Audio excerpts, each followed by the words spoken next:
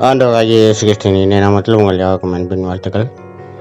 ஜெப எழுப்புதல் அக்கினி ஊழியத்தின் மூலமாய் உங்களை சந்திப்பதிலே மிகுந்த மகிழ்ச்சி அடைவேன்.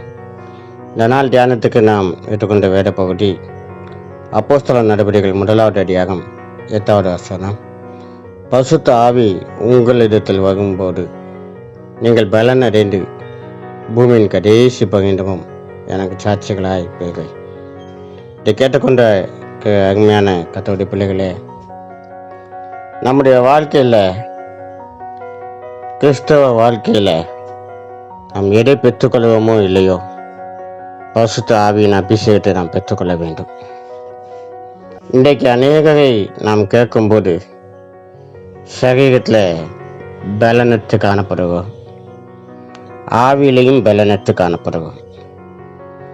முதலாவது ஆவியில் பலனற்று காணப்படுறதுனால சரீரம் பலவீனம் அடைகிறது. இந்த ஆவியில் பலன் உண்டாக வேண்டுமே ஆனால் நமக்கு பரிசுத்த ஆவியானவர் நமக்கு மிகவும் அவசியம், முக்கியமானது. இந்த பரிசுத்த ஆவியை நாம் பெற்றுக்கொண்டு நாம் சாட்சியாக ஜீவிக்கிறது மாத்திரமல்ல, நம்முடைய ஆவிக்குரிய வாழ்க்கையிலையும் நம்முடைய சரீரபரமான வாழ்க்கையிலையும் நாம் பலன் அடைகிறோம். உன்னத தேவனுடைய பலன் நம்மை நிரப்புகிறது. அது மாத்திரமல்ல, ஜீவனுள்ள தெய்வத்துக்கு பயப்படுற பயம் நமக்கு அதிகரிக்கிறதுனால நம் எருசலேமிலும் யூதேயாவிலும் சமாரியாவிலும் நம் சாட்சிகளாய் இருக்க முடிகிறது. பூமியின் பரியந்தமும், பூமியின் கடைசி பரியந்தமும்.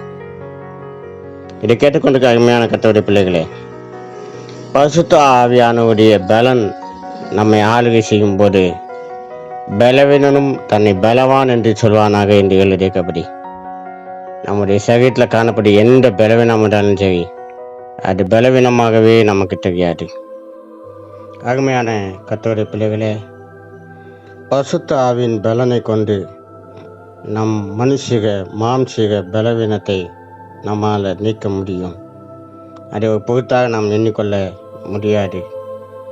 காரணம், பரிசுத்த ஆவியானவர் நமக்குள் இருக்கிற நிமித்தமாக அவர் நமக்கு எல்லா விதத்திலையும் பலத்தை கொடுக்கிறது நிமித்தமாக நாம் பலவீனமாக வாய்ப்பே கிடையாது. அது மாத்திரமல்ல, நம்முடைய வாழ்க்கையில் கர்த்தருக்கு பயப்பட பயத்தோடு நாம் வாழ்கிறது நிமித்தமாய் நாம் சாட்சியாக ஜீவிப்போம்.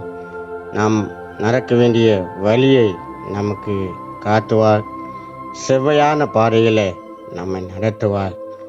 இந்த கடைசி நாட்களிலே மாம்சமான யாவமேலும் என் ஆவியை ஊற்றுவேன் என்று சொன்ன தேவன் நம்மேல் தம்முடைய பரிசுத்த ஆவியை ஊற்றும்படியாய் நாம் ஜெபிப்போம். எங்களை நேசிக்க நல்ல தகப்பனே, கிருபையுள்ள நல்ல தெய்வமே, ஆசீர்வதிக்கப்பட்ட இந்த நல்ல நாளுக்காக நாங்கள் உமக்கு நன்றி செலுத்துவோம்.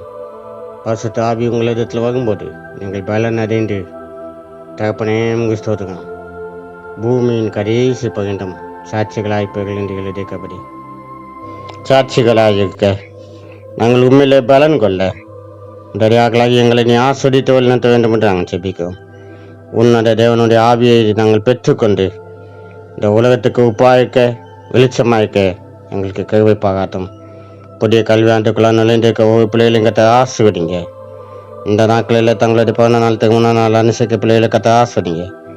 இயேசுவின் நாமத்தில் ஜெபிக்கும் எங்கள் ஜீவனுள்ள நல்ல பிதாவே, ஆமென், ஆமென்.